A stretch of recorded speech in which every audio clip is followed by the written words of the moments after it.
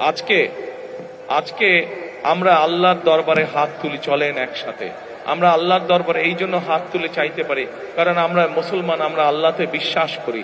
আল্লাহ যদি রহম করে, আল্লাহ যদি আমাদেরকে তৌফিক দেন, তাহলে আমরা ইনশাআল্লাহ যে কোনো কাজে সফল হতে পারবো।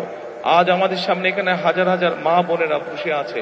সারা বাংলাদেশে এরকম বহু মা বোনেরা আছে যারা বিভিন্ন রকম কষ্টের মধ্যে আছে। আমরা সেই মা বোনদের জন্য আল্লাহ যাতে আমাদেরকে তৌফিক দেন, আমরা সেই মা বোনদের জন্য, মা বোনরা যাতে সচ্ছলভাবে চলতে পারেন, সেই সচ্ছলভাবে যাতে চলতে পারেন, আমরা মা বোনদের জন্য ফ্যামিলি কার্ড নামে একটি কার্ড দিতে চাই। আল্লাহ যদি আমাদেরকে তৌফিক দেন, যাতে করে মা বোনদের উপকার হয়। প্রিয় ভাই বোনেরা, একটু আগে আমি আপনাদের সামনে বলেছি যে আমরা দেশের মানুষের, দেশের বিশেষ করে আমাদের প্রত্যেকেরই আত্মীয় স্বজন, বন্ধু বান্ধব যারা গ্রামে থাকেন, কেউ না কেউ কৃষি কার্যের সাথে জড়িত।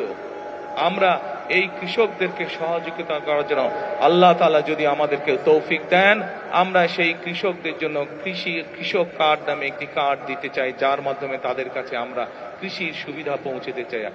ঠিক যেভাবে ফ্যামিলি কার্ডের মাধ্যমে আমরা পৌঁছে দিতে চাই মা বোনদের কাছে একটি সহযোগিতা, একমাত্র আল্লাহ যদি রহমত দেন আমরা সেই কাজগুলো করতে সক্ষম হব। আপনাদের যদি দোয়া থাকে তাহলে সেই কাজগুলো আমরা করতে সক্ষম হব।